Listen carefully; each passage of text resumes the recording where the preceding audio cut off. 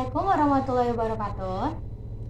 In this video, I will reaction debate international for colleague final examination of listening argumentative text. Please watch it.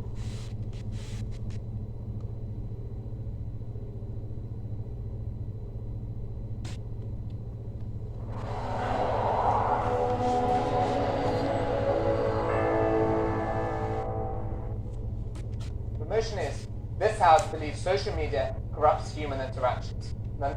In this motion is about social media corruption interaction of human or society. Now let's reject silence. Standing Committee, Lady Margaret Hall, to open the case for a proposition.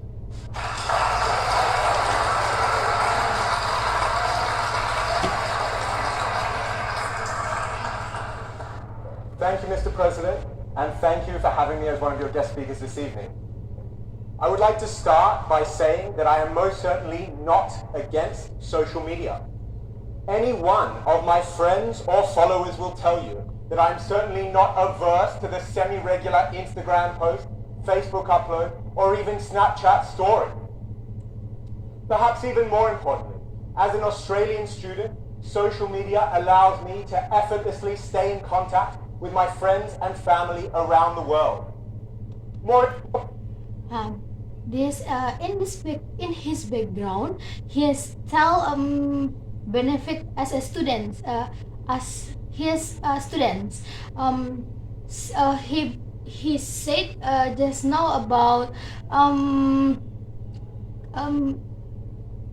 he can deny it help him to interaction with his friends and others. Importantly still, social media acts as a positive implication for many people living in developing countries. And some of the world's largest social media companies are at the heart of these positive changes. Facebook's internet.org, for example, has given internet access to over 25 million people around the world who have been able to reap the many benefits that the internet provides. These people live in countries ranging from Kenya to Colombia, and the program is only in its first 2 years. Social media gives a voice to the people. It allows us to fight for what we believe in. It keeps people safe, and it allows us to create a movement in the name of what we think is right. The motion put before us tonight is about the impact that social media can have on our interactions, on our relationships, and on each and every one of our lives on a deeply personal level. So after all background he gave, he take a good way for his background. Like for first he gave benefit, good impact of social media, but after that he reboot his background itself. He said but that's all right, but this motion is all about interaction, not all benefit, good or bad, of social media. That's a good way. As a society, we are constantly feeling the need to be seen by massive amounts of people. We are growing more and more dependent on instant gratification. And in order to feel included, we are forced to post, gram, snap, tweet, upload, pin, check in, swipe, like, share, react, or message. Our real human connections are being replaced by virtual relationships. The simple truth is that for the most part, we are spending huge proportions of our lives living in the digital universe. And it is corrupting the way that we act with each other. But before I go into more detail about the ways in which social media is affecting our lives, after that, he gave example of interaction in social media, like in Snapchat, Instagram, or comment in your posting. It's interaction, but he claimed it's not interaction. But it's not a good way. He will explain more after he introduced he groups. Falls on me to introduce tonight's opposition. Speaking first for the opposition tonight is themes often tell us to find you someone who can do both. But as the Treasurer-elect of the Oxford Union, as President of the Oxford Majlis Asian Society, as an incoming summer intern in JP Morgan's Asset Management Division, and as a regular attendee at all of the finest nightclubs that Oxford has to offer, Lali Vadlamani can not only do both, she can do it all. Next up, we have Liam Hackett, founder and CEO of Ditch the Label. Liam and I were chuckling earlier because when I was researching him in the lead up to tonight's debate, I came across the first comment on his Wikipedia page, which simply read, Liam Hackett should not have a Wikipedia page. Liam, you'll be pleased to hear that I actually disagree. I have tremendous respect for you and the work that you're doing for victims of cyberbullying, and I look very much forward to hearing what you have to say tonight. Finally, closing the case for the opposition, we have Dr. Jessica Carbonneau, Tinder's sociologist. Now, in an attempt to sabotage my opposition and learn about their arguments for tonight's debate, I set my Tinder radius to the maximum 160 kilometers. However, it was obviously not far enough, because Jessica, we are yet to match, and I still have no idea what you're going to say against me tonight.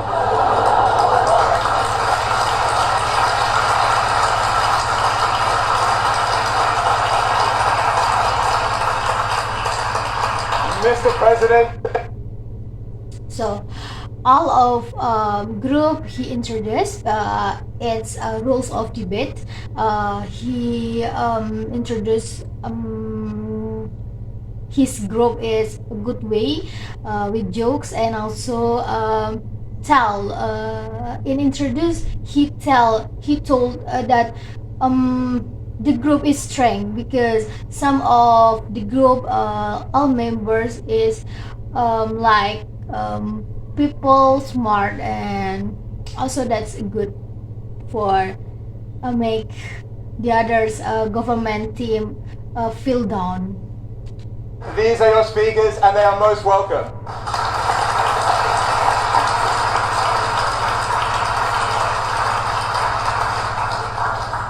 I'd now like to continue my argument by first discussing the impact that social media is having on us at an individual level.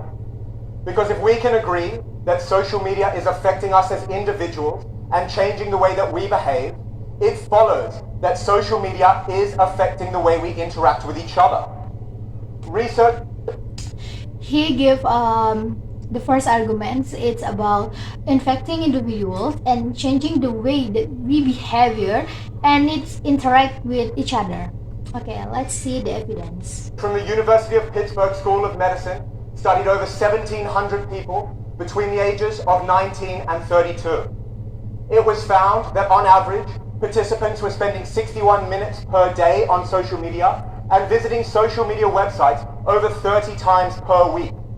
This research was conducted in 2014, and the numbers have been growing steadily since that time.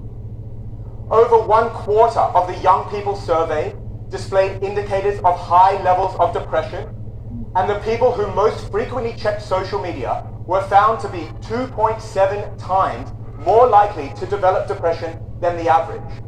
Now, the opposition would have you believe.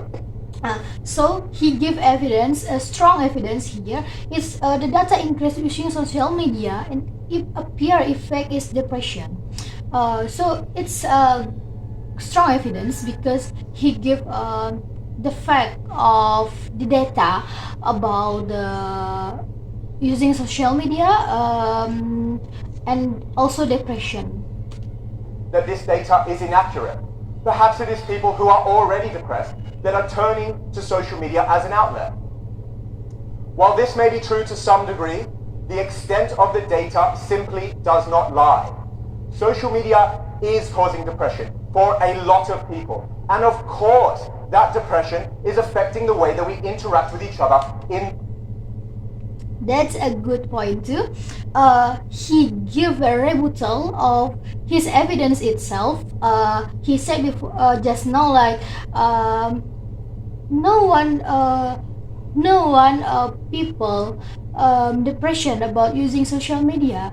The fact is, people depression and then using social media, but he give strong counter argument again, to strength the rebuttal again, like he said, yups, after their depression they using social media, that's here less interaction and it's corrupting interaction with others. Now that's it's a good point to make your evidence, to make his evidence it's clear enough and also strength.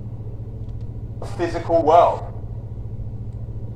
Perhaps even more troubling than the relationship between social media and depression is the relationship between social media and eating disorders in young people. And I'm not just talking about... He give a new argument again, it's social media and eating disorders. Let's see the evidence. Young girls. Eating disorders today are affecting people of all genders, of all races, and from all socioeconomic backgrounds, and in some cases of all ages as well. The rise of pro-anorexia and pro-bulimia communities, coupled with advancements in social media algorithms, now means that these troubling communities have ways of reaching people who aren't even necessarily searching for them in the first instance. As someone whose immediate family has been directly affected by the ravages of an eating disorder, I can tell you that social media does have a part to play.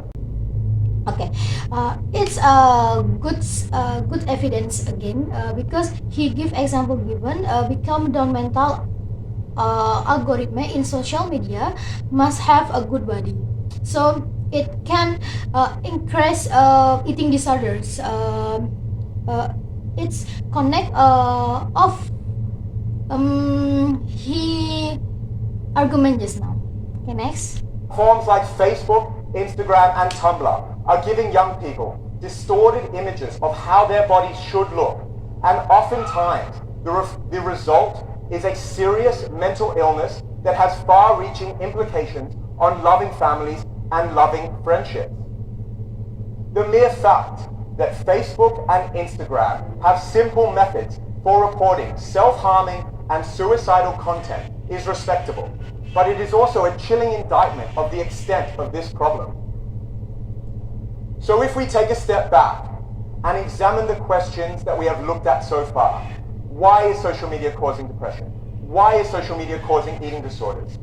The answer is one that I think we all inherently know.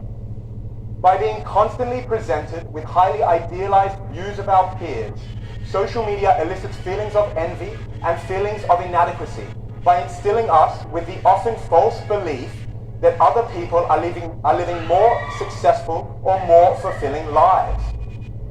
Social media is not evil, but it can very well be dishonest. It presents us with a standard that is unrealistic, a reality that is unreliable, and a world. Not only is social media corrupting the way that we behave as individuals in our own lives, it is also changing the way that we act as a society and the ways that we interact with our political leaders. In the recent US election, Facebook's I Voted function generated 340,000 extra votes. While it hasn't yet been determined whether these were in favor of Republicans or in favor of Democrats, the implications on our freedom of thought are worryingly clear. To give you a perhaps more serious example, in Facebook's recent fake news scandal, Facebook employees were accused by Gizmodo and other journalists of choosing the articles that appear as trending on our news feeds, based on their own political beliefs. This alteration of information, this filtering of our realities, is once again at the very heart of what corruption really is. But the issue goes deeper than any one scandal. Social media is giving massive followings to people who are popular rather than people who are professional. Truth is quickly being replaced with speed and access, and journalistic integrity is something that is quickly becoming harder and harder to find. We are not having organic interactions with each other, with our friends, with our idols, with our families, or with our political leaders. And if you think we are, So he back gave argument and also example given about this motion. He gave fake scandal in Facebook and is trending topic because and he give evidence clearly that it's a good evidence and also it's a good argument that he talk about it's mean fake scandal in it's not effective interaction because it can have misunderstanding. So that's a good point. I would urge you to be more skeptical. In summary, my message is simple. Now he come to his summary about all of the argument. We need not condemn social media, but to be aware of the fact that it is corrupting our interaction. So tonight, I say to you all, it's time to stop stalking and start talking. And sometimes you can learn more by looking someone in the eye than you can from looking at their social media profile. Proud to propose. Thank you. Okay, in his summary, it's a good way because he used like sharp talking conclusion. So the first he talk enjoy, but it's a very sarcastic. He talk about he not condemn, but we must realize the interaction. So he must realize that social media is corruption, the corruption information and also corruption our interaction. So it's all for my reaction for this debate, and also all of this debate it's a good way, it's a good evidence, it's a good strength evidence, and also I love to say it's good summary because we feel enjoy and we feel that it's very persuade we because of his work. That's all for me. Thank you for your kind attention. Wassalamualaikum warahmatullahi wabarakatuh.